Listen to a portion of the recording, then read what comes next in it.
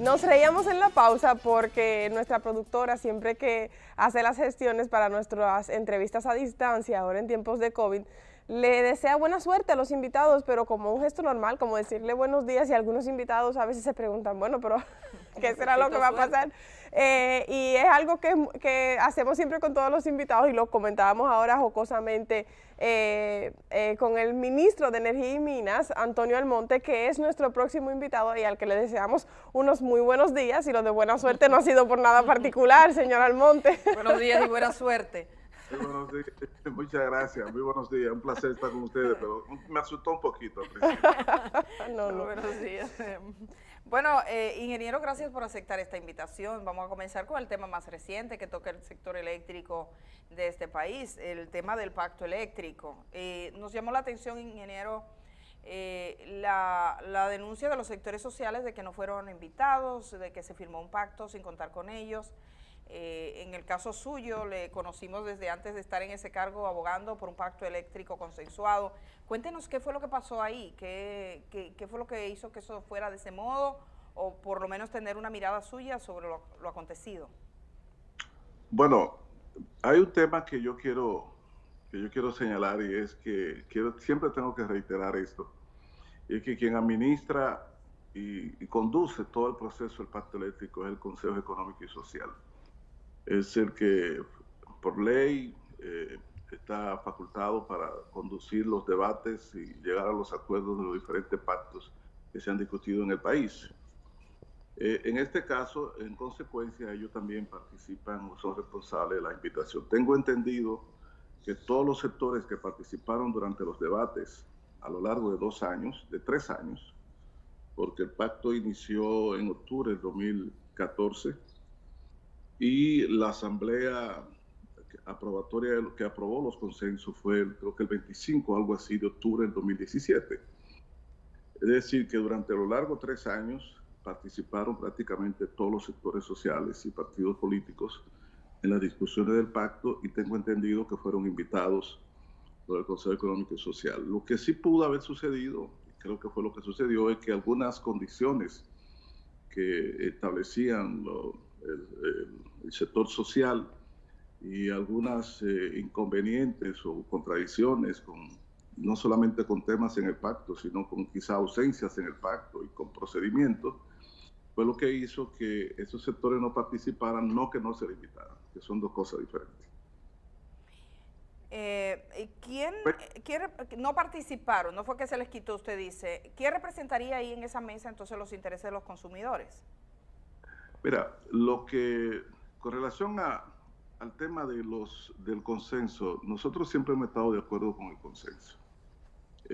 Lamentablemente, en 2 momentos, durante esos 3 años de discusiones del pacto, tuvimos contradicciones fuertes que nos llevó a retirarnos. La última vez, en el 2019, que fue un último intento por ver si se firmaba lo que ya había sido consensuado, pues el PRM se retiró. Y se retiró, no aceptó firmar el pacto, y lo hizo comunicándolo formalmente al Consejo Económico y Social mediante una carta en la que estipulaba 12 puntos, que eran 12 propuestas, que eran el resumen de la que había hecho durante discusiones con comisiones especiales del Consejo Económico y Social y hasta del propio gobierno, ya un poco para tratar de completar y ver si el PRM podía participar. De esas 12 propuestas que hicimos por escrito y que debatimos y argumentamos en su momento, ninguna fue considerada ni incluida en el documento. Entonces, el presidente del partido,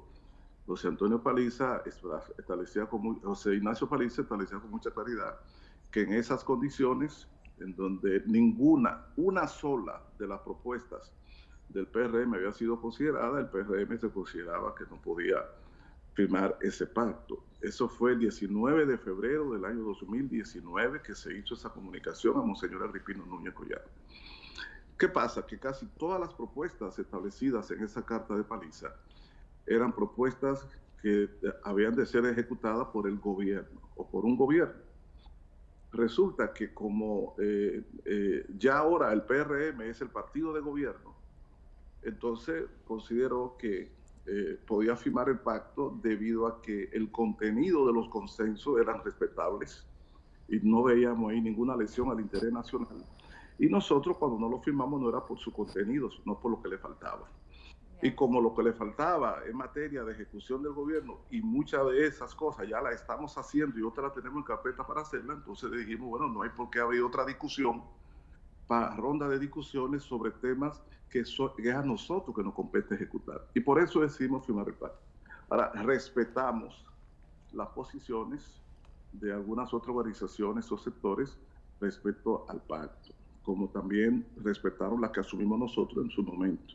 El propósito nuestro y la intención es seguir gestionando discusiones, conversaciones adicionales alrededor de los disensos y otros aspectos para ver si podemos tener la reforma eléctrica más completa que el país necesita. O sea, nosotros no consideramos que el contenido del pacto sea el sumum de todo lo posible, bueno, sino que es positivo, pero hay que fortalecer todavía con propuestas nuevas lo que es el camino a seguir la reforma del sector eléctrico. Quizás, señor Almonte, el problema o digamos que la inconformidad con el tema de la firma del pacto no radica esencialmente en su contenido, sino en el hecho de que se haya decidido sin el consenso de todas las partes que ese contenido era el que iba. Sí, adelante. Pero le voy a decir lo siguiente, son de los 226 puntos que fueron claramente considerados para la asamblea final del 25 de octubre del 2017, se consensuaron 212. Y esos 212 puntos, o sea, faltaron 14, quedaron en disenso. Esos 212 puntos fueron votados y aprobados. Muchos de ellos con la participación del sector social. Muchos de ellos no aprobados por ellos, pero participaron en los debates y votaron por muchos de esos puntos.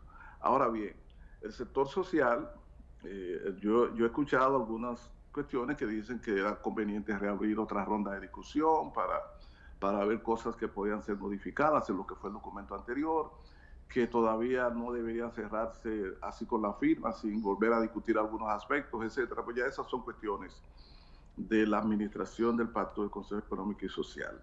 Pero el documento del pacto contiene el resumen, 212 puntos de 226, el resumen de las discusiones de todos los sectores que durante 3 años participaron en los debates y votaron en asamblea de esos consensos. O sea, no hubo participación, ni no votaron, ni no propusieron, ni hay ninguna propuesta que no sea representativa del sector social, sino que ellos tienen algunas otras objeciones, consideraciones con relación a cuándo debió firmarse el pacto y en qué condiciones.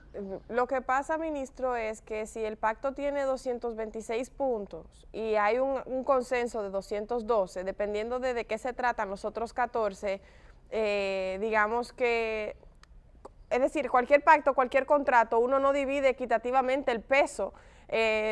No es tan sencillo como decir 212 de 226, porque puede haber un solo artículo que sea realmente el que hace una gran diferencia en cuanto a lo que se está proponiendo. No obstante, si bien participaron durante las jornadas pasadas en el debate, la participación en el debate no es acordar, no es estar de acuerdo con los puntos que se debaten. Y a la vez, ahora el sector social menciona que no fueron todos debidamente convocados, que incluso algunos se enteraron de que se iba a firmar el pacto una vez hecha la rúbrica, ¿no?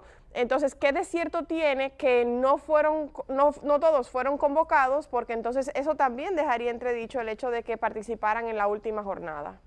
Bueno, le voy a decir lo siguiente. Repito que con relación a la convocatoria y organización del pacto, el Consejo Económico Social es quien tiene la palabra más adecuada debido a que esa es su responsabilidad. Nosotros como gobierno y como partido, PRM, fuimos un solo actor, fuimos un actor del proceso. No teníamos nuestra responsabilidad la organización del pacto ni nada de eso. Fuimos un actor del proceso. El Consejo Económico y Social, que dudo mucho que no haya convocado a todos los sectores que participaron, que tenían legítimos derechos, pero bueno, si dice que no lo convocaron es otra cosa, pero ellos son los que deben dar esas explicaciones. Eso es en primer lugar. En segundo lugar, al pacto, ¿Me escuchan? Sí, le estamos escuchando, aunque brevemente se ha ido la imagen suya de pantalla. Hemos visto, vamos a salir, por favor, vamos a recuperar esta conversación que estamos teniendo con el ingeniero Almonte, que es ministro de Energía y Minas en República Dominicana. Hemos abordado el tema eléctrico. Me gustaría hacer una pregunta puntual sobre Punta Catalina y bueno, si tuviéramos suerte y pudiésemos llegar incluso a hablar de lo que pasó en Loma Miranda y el punto de vista que tiene él. Eso veremos dado el contexto. Ingeniero, sí, ingeniero, quisiera aprovechar en virtud digamos que puntualmente el tiempo que tenemos, para que usted nos explicara. Yo estuve mirando, ingeniero, y no conozco, no sé qué significa exactamente, pero vi en el portal de compras y contrataciones una convocatoria para transportar cenizas de Punta Catalina, y ese contrato tiene un valor aproximadamente de 38 millones de pesos. Punta Catalina, yo sé que es un proyecto que usted conoce muy bien. ¿Qué pasa con esas cenizas? ¿Se ha pensado en un modo distinto de Punta Catalina? ¿Cómo se va a gestionar, por favor, este tema? Sí. En un minuto, Eddie, termino lo que inicié anterior con la respuesta a Carolina. Mire, con relación al pacto, ya el tema de la convocatoria le comenté. El tema de los puntos consensuados es el resultado de los debates y las votaciones de los que participaron en el pacto. De más nadie, o sea, fueron de todo lo que participaron, incluyendo, entiendo, representantes del sector social en su momento, que no significa que el contenido total del documento sea satisfactorio para el sector social, pero tampoco no quiere decir que no participaron en ninguno. En segundo lugar, con relación al contenido del pacto y su conveniencia o no puede ser resuelto esa pregunta o esa cuestión refiriéndose a cuestiones generales de que se firmó con un sector, y yo he oído a gente que dice, eso es un abrazo entre el sector empresarial y el gobierno, etc. No puede ser resuelto. Creo que lo conveniente es que el que critica tome el documento del pacto y señale un solo punto del mismo, que atenta contra los intereses del país, contra la economía nacional, contra el sector eléctrico y contra los bolsillos y el bienestar de la gente. Nosotros fuimos bien claros y coherentes. Nunca objetamos el contenido del pacto. Dijimos, le faltan cosas y por eso no lo firmamos, pero no porque tenía un contenido que era lesivo a la soberanía, al interés nacional, a la libertad de empresa, al bienestar de los ciudadanos. Y la discusión debe de partir de ese punto. Este pacto no lo acepto porque en el punto tal, la página tal, su contenido afecta tal y tal cosa. No he escuchado todavía esa expresión. Lo que puede decirse del pacto, y yo estoy de acuerdo, que faltan cosas. Es más, incluso que hay algunos puntos de políticas con los cuales uno podría estar de acuerdo. Yo, por ejemplo, no estoy de acuerdo con uno de los puntos que establece la introducción de una empresa privada para que participe en la comercialización. Pero es que yo no estoy de acuerdo, no quiere decir que eso es lo que deba hacer. Hay un consenso de eso y de hecho yo tengo que respetarlo. Entonces, por eso es que uno dice, para situar la discusión en el camino correcto, hagamos un análisis concreto del documento concreto. Si es que es efectivo al interés nacional, a la empresa y al sector. Entendemos. Y después digamos, faltan estos y estos puntos para que esa reforma realmente sea consistente. Yo me inscribo entre los que creen que faltan cosas y por eso considero que lo conveniente es abrir otra ronda de discusión, dejar lo consensuado, ya está. El gobierno debe cumplir con lo que le corresponde. ¿Usted piensa que deberíamos estar abriendo otra ronda de discusión? O sea, pero ya se ha firmado el pacto. Para discutir los disensos. Los disensos. Bueno, eso es importante. Los disensos, estos puntos que son del PRM que lo propuso. Y son disensos. Ingeniero, tenemos que marcharnos, nos apremia el tiempo. Solo dígame, esos 38 millones de transporte de ceniza, ¿qué es lo que pasa ahí? No, lo que sucede es lo siguiente. La ceniza tiene que ser transportada desde la central, en la planta, hasta el patio de ceniza, que no está justamente en la planta, sino está a cierta distancia de ella. Y eso es una cantidad muy grande de ceniza, y eso tiene que hacerse con camiones. Y eso es normal y se está haciendo hace mucho tiempo. ¿Cuántas toneladas diariamente? No te puedo decir así el número. Pero me dicen que son varias. Son miles de toneladas diarias. Sí. Lo que sí te puedo decir es que eso se hace. La diferencia es que ahora nosotros utilizamos menos camiones que lo que utilizaban antes y es menos costoso. Pero es normal el transporte de ceniza con una flotilla de camiones desde la planta hacia el patio de ceniza donde se está organizando Ingeniero. el sanitario. Y en consecuencia esa licitación se hace con ese propósito. Ingeniero, lamentamos que empezamos esta entrevista un poquito más tarde y quisiéramos asegurar que otro día usted conversará con nosotros para poder hablar de temas como Punta Catalina, por ejemplo. Usted es una persona que tenía una visión global del sector energético, quizás como pocos en el país, así que agradecemos su disponibilidad hoy y otro día le aseguramos una entrevista. Me permite, Edith, y me disculpa por algunos retrasos por cuestiones técnicas. No, usted tranquilo, no pasa nada. Pero si me permita, para corresponder como caballero, la próxima me invito yo. ¿Qué te parece? Ah, pues está bien, usted pone el café. Gracias, ingeniero. Saludos a usted, Carolina. Muchísimas gracias. Vamos a la pausa. Tenemos otra conversación hasta ahora. Me están diciendo de la Pontificia Universidad Católica Madre Maestra, ya están agotando casi los turnos. Váyanse a otros destinos. Las personas que van a recibir la dosis de vacuna ya están sentados. Le ubicaron sillas y los acompañantes lo ponen en otro lugar, para que sepan. Pero busquen otros destinos. Eso se lo vamos a ir mostrando. Entre a la plataforma Vacúnate RD. Venimos de una vez, señores.